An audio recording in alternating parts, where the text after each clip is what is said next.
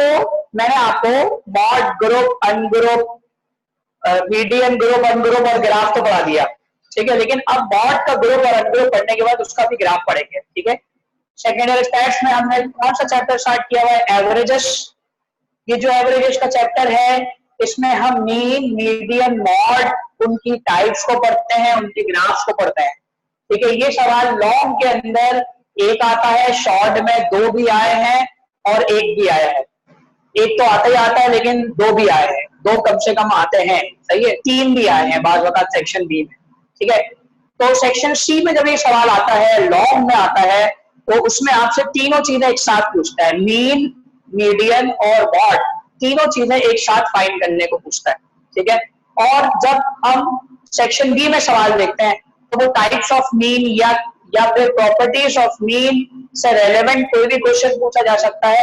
और 5 इयर्स और past papers के अंदर बकायदा जो है वो लॉन्ग में ग्राफ भी पूछा गया है, क्योंकि जब भी इसका सवाल आया है तो ए बी पार्ट लाजमी होता है इसके सवाल में, रिक्वायरमेंट में, और ए बी सी भी पार्ट होता है, ठीक है। तो आज हमारा मॉड से रेलेवेंट काम है, तो मॉड की सबसे पहले डेफिनेशन बताइए। मॉड की डेफिनेशन हमने पढ़ी थी, most repeated value in the data. Data में सबसे ज्यादा रिपीट होने वाली वैल्यू को हम कहते हैं मॉड, सही है। अब इसको अनग्रुप के लिहाज से अगर हम देखें या किसी भी पर्पज से देखें तो रिपीटेशंस इसमें आ रही है, रिपीटेशंस इसमें बार बार कोई ना कोई वैल्यूज रिपीट हो रही हैं। जब वैल्यूज रिपीट हो रही है तो इस चीज को समझना जरूरी है बेटा कि तुम सब बच्चे इस बात को मानते हो कि नॉर्मली ऐसी बहुत सारी चीजें ऐसी होती हैं जिसको हम क्वांटिटी वाइज खरीद लेते हैं।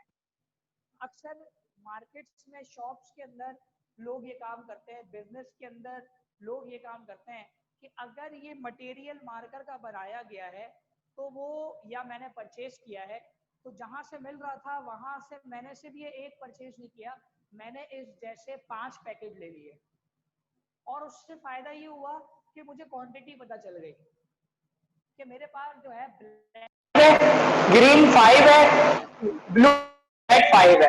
तो इसका मतलब ये है क्वांटिटी जो सबसे ज्यादा क्वांटिटी में होता है वो हमारा क्या कहलाता है? मॉड कहलाता है। Most repeated value in the given data, जो भी डाटा होगा हमारा उसके अंदर जो भी वैल्यू रिपीट हो रही होगी वो मोस्ट रिपीटेड वैल्यू होती है, ठीक है।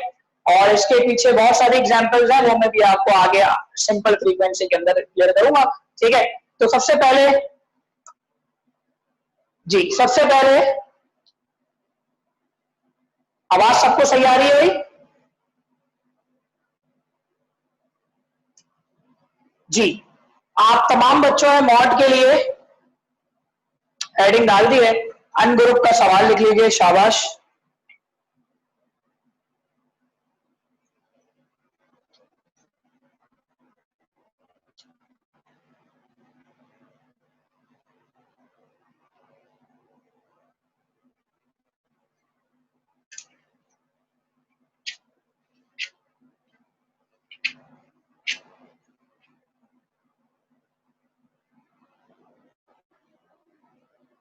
जी, मैंने क्या कहा आप सबसे बेटा? और से देख लीजिए, ये मॉड के अनग्रुप का सवाल है। अनग्रुप की सबसे पहली पहचान तो ये बताई थी मैंने आपको कि एक्स की सीरीज में डाटा गिवन होगा, फ्रीक्वेंसी नहीं मौजूद होगी। जब भी सवाल में फ्रीक्वेंसी नहीं मौजूद होगी तो इस बात को ध्यान में रखना कि वो अनग्रुप का डाटा है। और जब सवाल में फ्रीक्वेंसी मौजूद होती है तो फिर देखना होता है कि वो सिंपल फ्रीक्वेंसी वाला ग्रुप है या फिर वो ग्रुप फ्रीक्वेंसी वाला है, और उसमें कोई प्रॉब्लम नहीं होता। लेकिन अनग्रुप तो बड़ा सादा सा है जिसमें सिर्फ और सिर्फ एक्स की वैल्यूज है, और एक्स की वैल्यूज के बाद अब आप इसका मॉड निकालने वाले हैं। अच्छा, डाटा कोई चीज मेंशन कर रहा है, डाटा कोई चीज आपको बता रहा है, और वो डाटा बता रहा है number of road accidents per month for 1 year, मतलब डाटा हासिल किया हुआ है। याद करें, स्टैटिस्टिक्स की बेसिक डेफिनेशन हमने यही की थी कि डाटा हम कलेक्ट करते हैं, इंटरप्रेट करते हैं, याद है आपको वो डेफिनेशन? वो कुछ इसी तरह की बात है, ठीक है। लेकिन डाटा यहाँ पर कलेक्ट किया हुआ है, रोड एक्सीडेंट्स मौजूद है हमारे पास, सही है। और उन रोड एक्सीडेंट्स के अंदर इन्होंने तादाद बताई थी कि फर्स्ट मंथ जो है उसमें कोई भी एक्सीडेंट नहीं हुआ, एक महीने में 1 हुआ, फिर दूसरे महीने में 3 हो गए, 4, 5, 2, 2। अब इसमें हमें देखना है कि सबसे ज्यादा एक्सीडेंट कितने हुए हैं, तो 2 बार बार रिपीट हो रहे हैं, ठीक है, 2 कितनी दफा रिपीट हुआ है? 3 टाइम्स। तो अब हम वर्डिंग लिखेंगे 2 एक्सीडेंट पर मंथ। अब इसका आंसर किसका लिखा जाता है? 2 accidents per month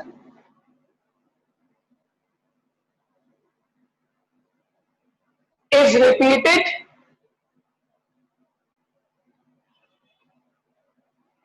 is most repeated value is most repeated value। कितनी दफा रिपीट हुआ है? 3 टाइम्स। therefore, अच्छा मॉड का सिंबल क्या होता है? मीन का सिंबल तो होता है एक्स के ऊपर बार, मीडियन का सिंबल हुआ एक्स के ऊपर आपका टिल्टा, और मॉड का सिंबल होता है एक्स के ऊपर कैप। तो एक्स के ऊपर कैप कहलाएगा मॉड। मोस्ट रिपीटेड वैल्यू इसमें 2 है और this is your final answer. x mod is equal to 2। x mod is equal to 2।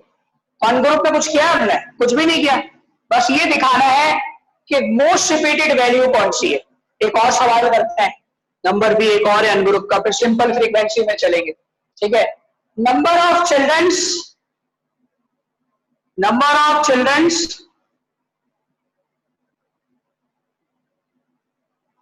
पर फैमिली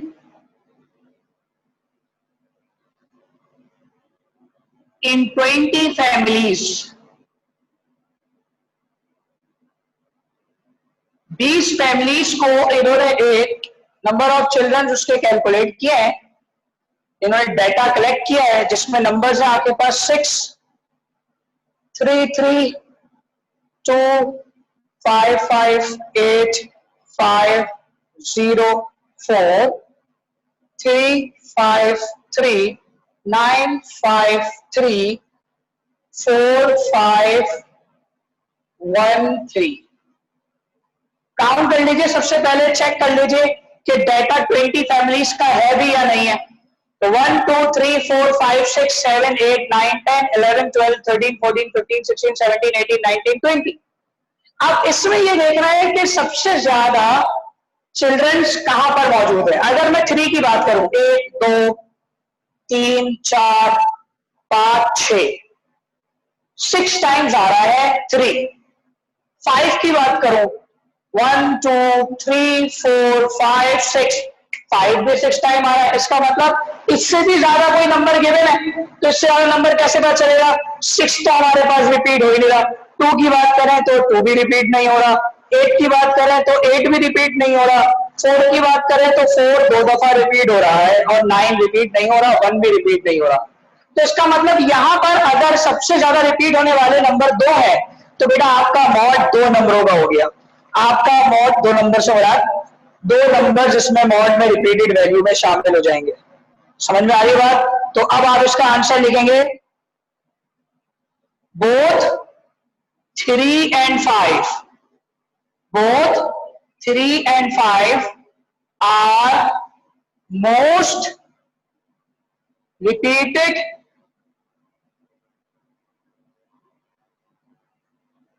value या children's in the family. Therefore आपका मॉड क्या हो गया? देयरफॉर आपके 2 मॉड हो गए, एक 3 और एक 5। This is your final answer. ठीक है भाई, तो बताइए भाई जल्दी से, शाबाश। क्या मॉड मुश्किल है? क्या ये पेपर में आता होगा? ये सिर्फ और सिर्फ एमसीक्यूज के लिहाज से इंपॉर्टेंट है। एमसीक्यूज में ये सवाल आता है तो फौरी तौर पे आपने आंसर बताना होता है। ठीक है बेटा, तो मैंने एक दफा 2 मॉड वाले बता दिए, एक दफा सिंगल मॉड वाला बता दिया, अनग्रुप खत्म हो गया। इसके फौरन बाद कॉपी करिए, कॉपी करने के बाद simple frequency, mod simple frequency की हेडिंग डालिए। यस बेटा, क्या बात बोली मैंने आप सबसे? ये आपके सामने अब सिंपल फ्रीक्वेंसी का डाटा गिवन है। अब इधर से भी हम मॉड को फाइंड कर सकते हैं। तो जब मॉड की बात हो रही है बेटा, तो इस बात को ध्यान में रखिए बेटा, सिंपल फ्रीक्वेंसी में होता क्या है, आपके पास दो कॉलम होते हैं, ऊपर x होता है और नीचे f होता है। ऊपर x होता है और नीचे f होता है। अगर ऊपर x और नीचे f है तो ये सिंपल फ्रीक्वेंसी है। अब इन्होंने x क्या दिया हुआ है और f क्या दिया हुआ है, इन्होंने x ब्लड ग्रुप बताया है और कह रहे हैं what is the model blood group. ये मॉड के लिए मॉडल का वर्ड भी यूज होता है, मॉड के लिए मॉडल का वर्ड भी यूज हो सकता है। तो आपने देखना है मॉड की डेफिनेशन से इसको कनेक्ट करना है। मॉड की डेफिनेशन है मोस्ट रिपीटेड वैल्यू। ये ब्लड ग्रुप्स आपके सामने मौजूद है, ए बी ओ और ए बी पॉजिटिव। तमाम जो ब्लड ग्रुप्स है, उस ब्लड ग्रुप में सबसे ज्यादा ब्लड ग्रुप किसका है, तो सबसे ज्यादा पर्सेंट किस ब्लड ग्रुप के पाए जाते हैं, ओके शाबाश। तो बस सबसे ज्यादा रिपीट होने वाला ओ है, तो हमारा मॉड आ गया। अब आप लिखिए since maximum number of person, since इसका आंसर लिख रहे हैं, since maximum number of persons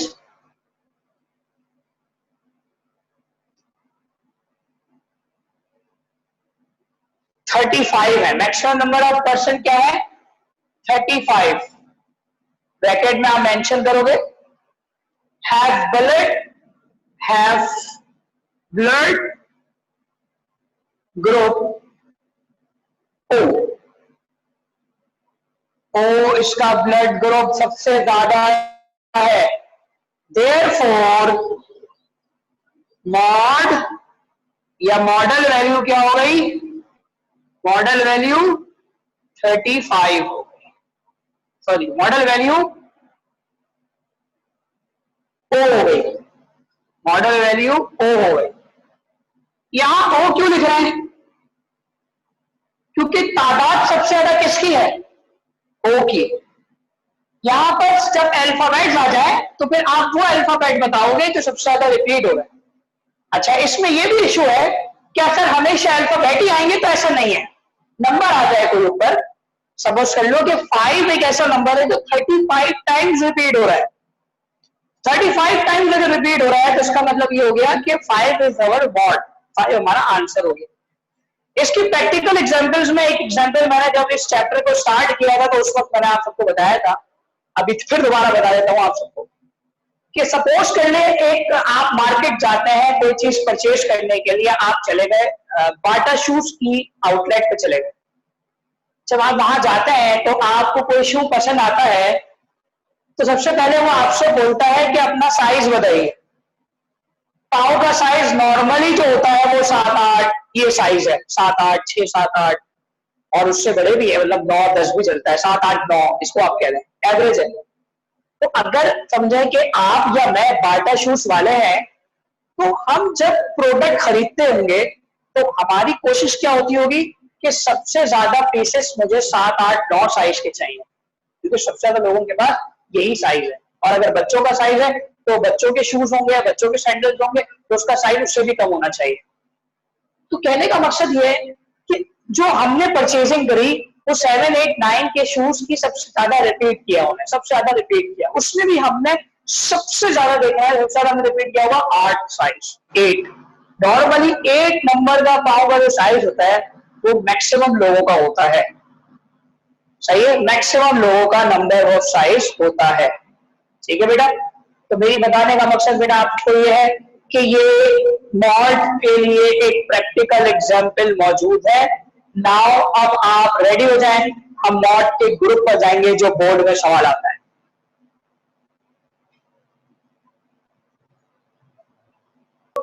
frequency हम समझ रहे हैं, मॉड का ग्रुप फ्रीक्वेंसी की जब भी बात की जाएगी बेटा तो याद रखें मॉड का फॉर्मूला जो होता है वो होता है एल प्लस मीडियन के लिए था h अपॉन एफ, और यह है f m minus f one divided by 2fm minus f2, 2fm minus f2 multiply by h। अब इनकी मीनिंग समझना है कि भाई इन सब के मतलब क्या है। जैसे कि आप एल का मतलब क्या पढ़ते हो, ठीक है, आप एल का मतलब पढ़ते हो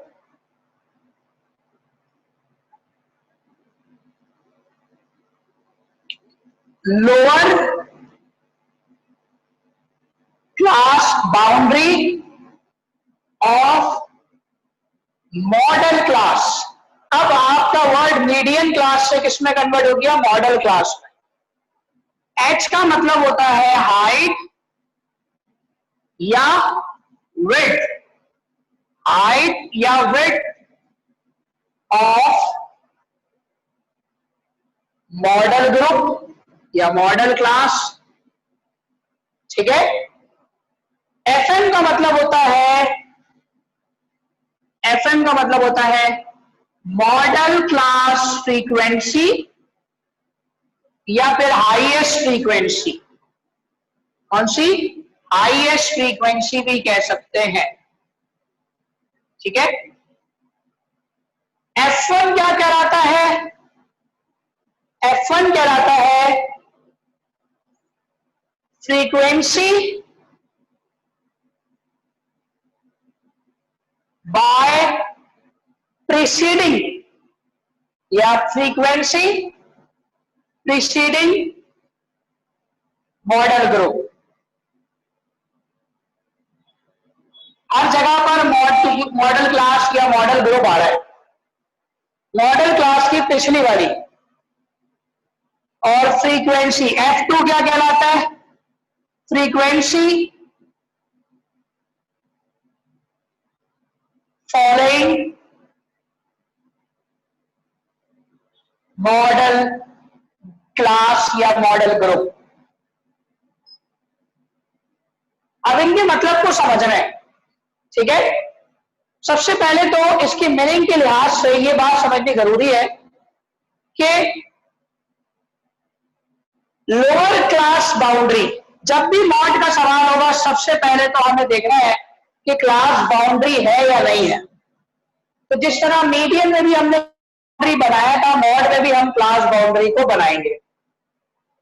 फिर आ गई हाइट और विड्थ साइज, ये वही है जो मीडियम में हम क्लास बाउंड्री का हाइट विड्थ साइज लेते थे। तीन फ्रीक्वेंसीज है यहां पर, model class frequency, frequency preceding model class. Preceding कहते हैं जो पहले से, पहले वाली हो, जो पिछली हो, जो पहले से चलता आ रहा हो, प्रीसीडिंग इंग्लिश मीनिंग है।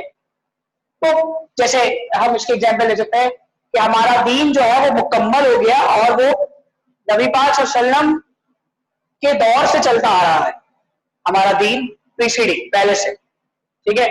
तो फ्रीक्वेंसी प्रीसीडिंग मॉडल मतलब हमें यहां फ्रीक्वेंसी चाहिए लेकिन पिछली वाली, यानी एक तो थी हाईएस्ट वाली, हाईएस्ट से पिछली वाली, हाईएस्ट से पिछली वाली, तो ये ऊपर वाली। और फॉलोइंग कहते हैं हाईएस्ट के बाद वाली, नीचे वाली। फॉलोइंग मतलब हाईएस्ट से नीचे वाली, एक हाईएस्ट से ऊपर वाली हो गई प्रीवियस और एक हाईएस्ट से नीचे वाली हो गई, मतलब तीन फ्रीक्वेंसी। इन तीनों फ्रीक्वेंसीज को लेकर फिर हम फॉर्मूले में पुट करके सॉल्व करें। तो ये वर्डिंग मीडियम की और मॉड की काफी हद तक सिमिलर है, डिफरेंट नहीं है, सिमिलर है। आप इसको जानते हो, ये वर्ड्स आपने मीडियम क्लास में पढ़े।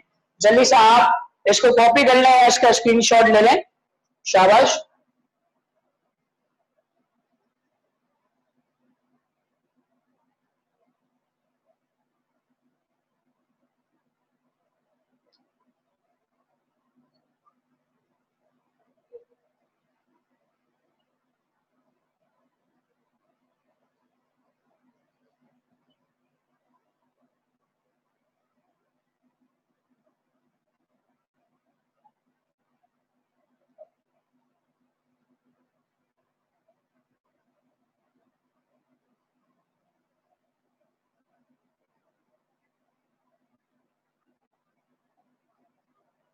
ब्रैकेट हाईएस्ट फ्रीक्वेंसी है, हाईएस्ट फ्रीक्वेंसी एच।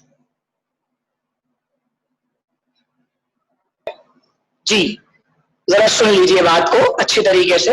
मैंने कहा मॉड का आज हम इतना ही सवाल करते हैं, इसका फॉर्मूला हमने समझ दिया है। मॉड को अभी हम कल सॉल्व कर लेंगे, नेक्स्ट क्लास जो भी होगी हमारी, कल हुई या परसों हुई, तो हम मॉड को बाय ग्राफ और मॉड को बाय क्वेश्चन सॉल्व कर लेंगे। लेकिन मेरा सवाल आप सबसे ये है बेटा कि अब नेक्स्ट वीक बहुत इंपॉर्टेंट है। अब मैं नेक्स्ट वीक में क्या करने वाला हूं, अब मैं नेक्स्ट वीक को सारा चैप्टर ये एवरेजेस का समेटने वाला हूं। कैसे? वो तमाम बच्चे जिन्होंने क्लासेस मिस करी है, वो तमाम बच्चे जिन्होंने लेट एडमिशन लिया है, मीन मीडियन मॉड के अनग्रुप का कंबाइन एक सवाल कराऊंगा, इसमें सारे फॉर्मूले सारे रूल आप समझ लोगे। मीन मीडियन मॉड का सिंपल फ्रीक्वेंसी का तीनों का एक सवाल कराऊंगा, मीन मीडियन मॉड तीनों एक साथ, और मीन मीडियन मॉड का ग्रुप का एक साथ सवाल कराऊंगा जो बोर्ड में ग्रुप का आता है। बोर्ड में ग्रुप का तीनों का एक साथ सवाल आता है सेक्शन सी में, तो वो करना जरूरी है ताकि फिर टाइम कंज्यूम हो सके, उसे पता चले कि भाई कितना टाइम लग रहा है तीनों को एक साथ सॉल्व करने में, क्या अलग अलग टेबल बनेंगे या एक ही कॉलम बनेगा या एक ही टेबल बनेगा या फॉर्मूलाज डायरेक्ट लगाएंगे, तो तमाम बातें जो है वो अब आप नेक्स्ट क्लास में समझने वाले हो। मतलब वो तमाम बच्चे जिन्होंने लेट पढ़ाई स्टार्ट करी है, वो तमाम बच्चे जिन्होंने बीच में ऑफ कर लिया, छुट्टियां करी, नेट का बड़ा इशू था, रिकॉर्डिंग नहीं ली, लाइट चले गई, बड़े मसले मसाइल है भाई, तो उन तमाम मसलों को मैं समेटने वाला हूँ। बोर्ड में जो सवाल आते हैं मैं उनको एक एक दिन दूंगा, एक दिन अनग्रुप, एक दिन सिंपल फ्रीक्वेंसी और 2 दिन ग्रुप फ्रीक्वेंसी विद असाइनमेंट्स, और फिर हमारा समझो पूरा इस तरीके से खत्म होगा कि हर बच्चे को सब चीज आती होगी। समझ में आ गई बात बच्चों? ठीक है, तो यहां तक की बात हमारी आज की मुकम्मल हो गई। और फीस का बेटा मैंने वॉइस रिकॉर्ड ही भेजा था, तमाम बच्चे ख्याल करें बेटा, आज 13 तारीख है, ठीक है बेटा, कोचिंग सेंटर खुला है, आप अपनी फीसेस सबमिट करें।